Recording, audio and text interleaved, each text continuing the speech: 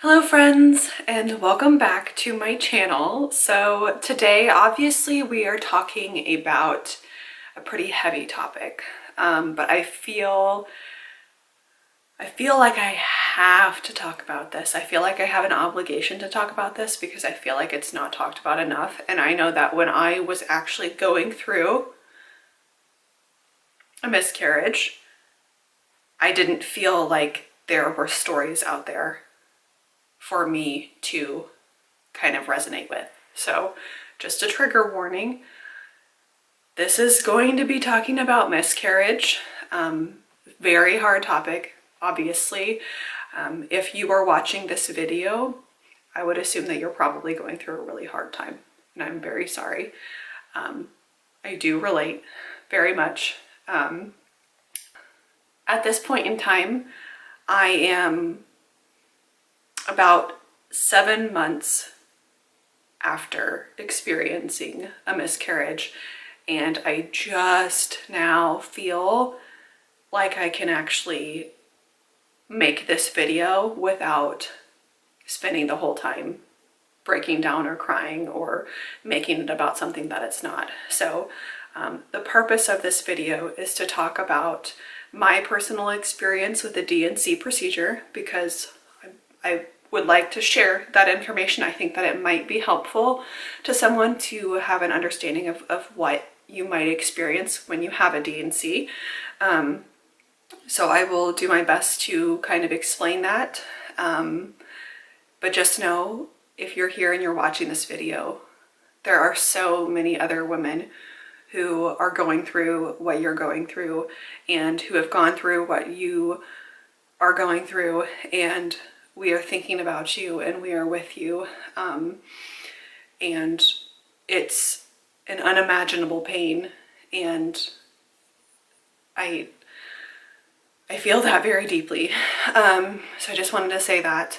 I did want to say as well, part of the reason why I'm actually able to, and I feel like I'm at a place where I can talk about that, is because very soon after we miscarried, we were able to get pregnant again. So I'm currently 6 months pregnant with our little girl, and that happening has given me strength to kind of talk about this. So I know it's hard to listen to a pregnant person talk about miscarriage when they're pregnant. I can't even imagine that, but now is the time that I can share my story. So walking back through our miscarriage, just to give you a little bit of background, at the time we believed that I was, I think, 9 weeks and 3 days pregnant.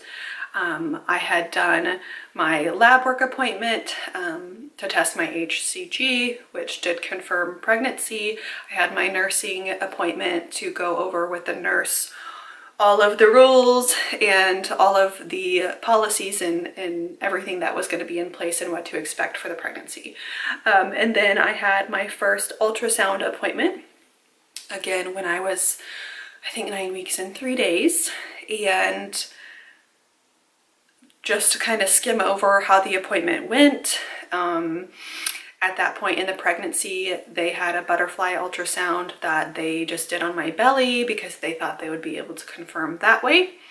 At the time, my bladder was really full, and so he wasn't able to see anything, so he had me go empty my bladder, come back, try again, still not able to see anything. And so immediately, just heart sunk. I knew it was not going well. They ended up having to scramble to get a vaginal ultrasound. Those are much higher quality and better used in early stages of pregnancy. So we had to go to my doctor's actual office and sit for about 30 minutes while they were able to squeeze us in to get the ultrasound. The ultrasound did confirm that there was no heartbeat. Ugh.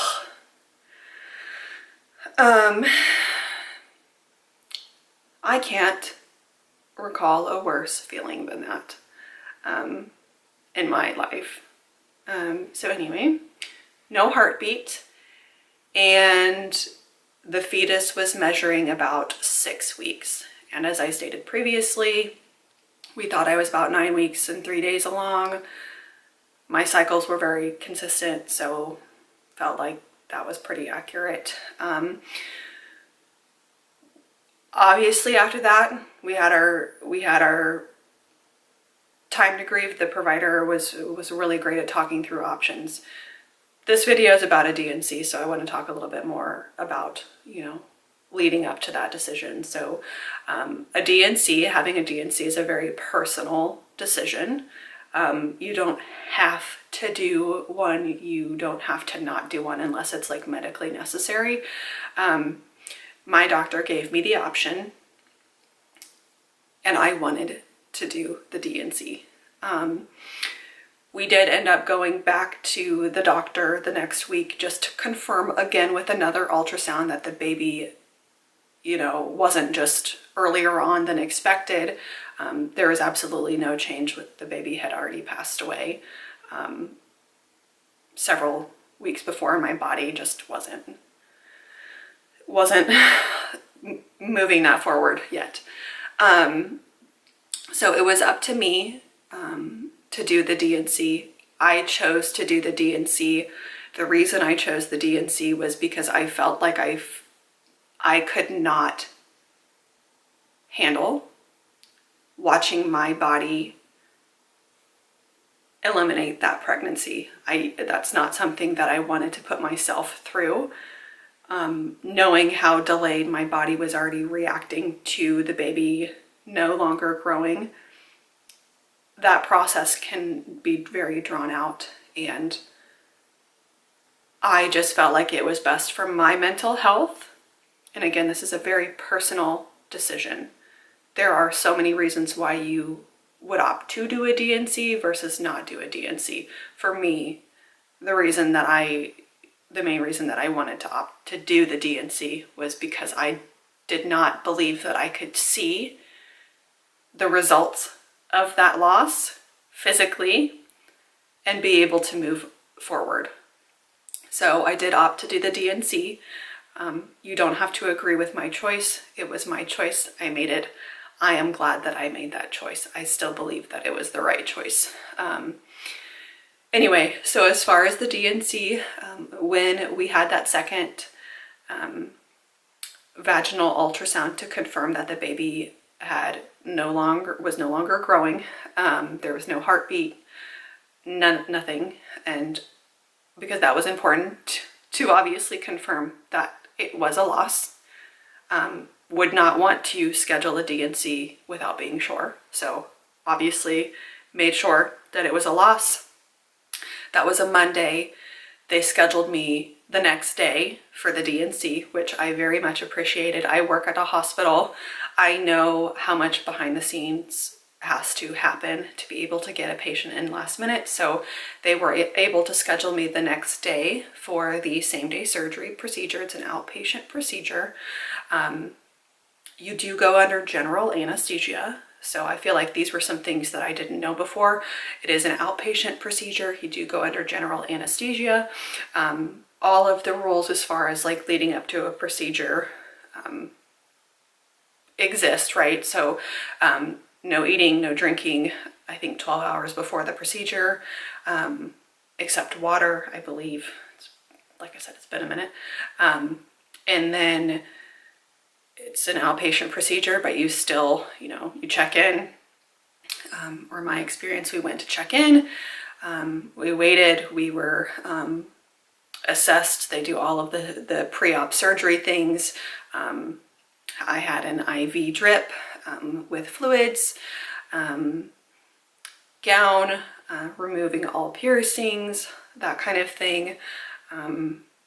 They took me back. This whole process took, I want to say, about 6 hours, because they did try to squeeze us in. We ended up having to wait quite a while, but as far as the procedure itself, once you know, everything was tested, and blood work, IV, that kind of thing. They rolled me back to the operating room where I was placed under general anesthesia. Woke up after that and it was done. Coming out of the anesthesia, I think everyone has different experiences. I was just pretty groggy, but once I was awake, I was pretty awake. It's an outpatient procedure, so you're there for a couple more hours after that just so that they can check on you and monitor you. I had no complications with my D&C. It was a standard D&C. I had a little bit of bleeding right after the procedure, which is normal. And then after that, I had very, very, very minimal bleeding. So the surgeon or the OB, you know, they clean out your uterus. I'm not a surgeon, but they clean out everything in your uterus, so I did not experience a ton of bleeding.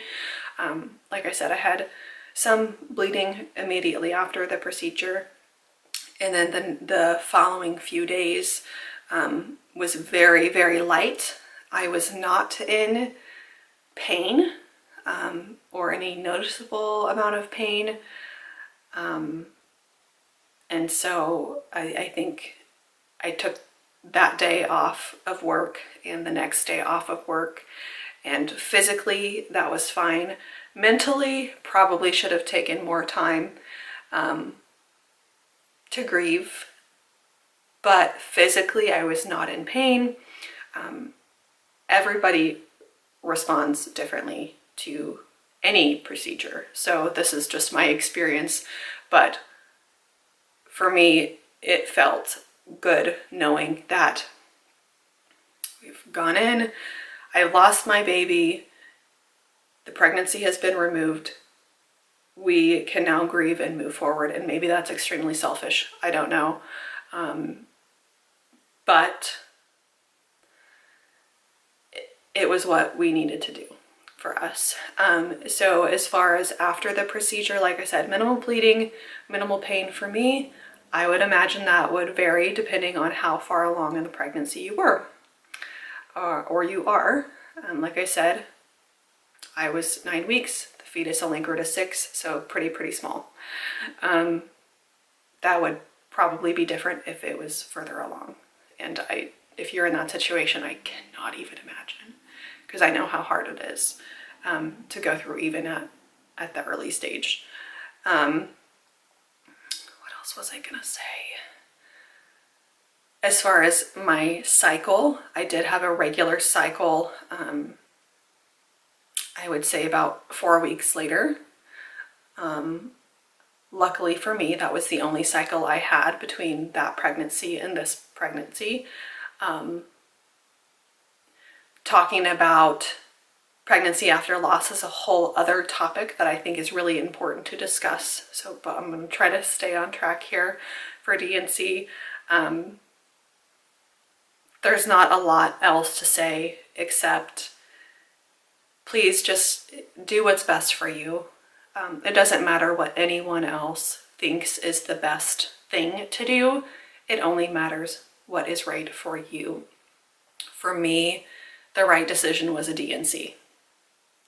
I will always think that because I think that it saved me from additional trauma, because losing a child, and I do believe that a 6-week-old fetus is a child, losing a child is enough trauma.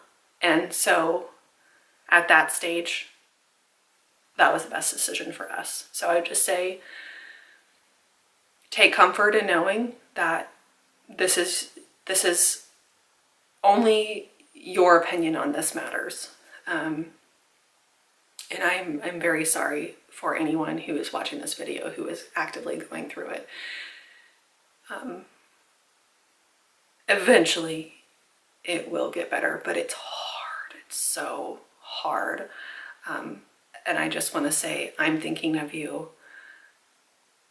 All women everywhere who are experiencing the same thing as you right now, or who have been through the same thing or something similar, are thinking of you, and our thoughts are with you.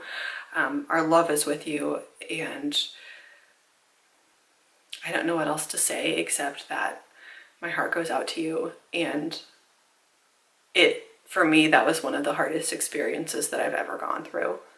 And it's surreal and it's traumatic.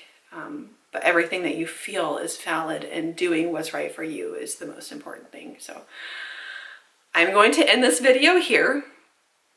I know I kind of rambled on. It's not something that I wanted to have to make, but I felt like it was necessary. So I hope that if you are still here watching till the end, that it gave you at least something. And I will see you guys in the next one.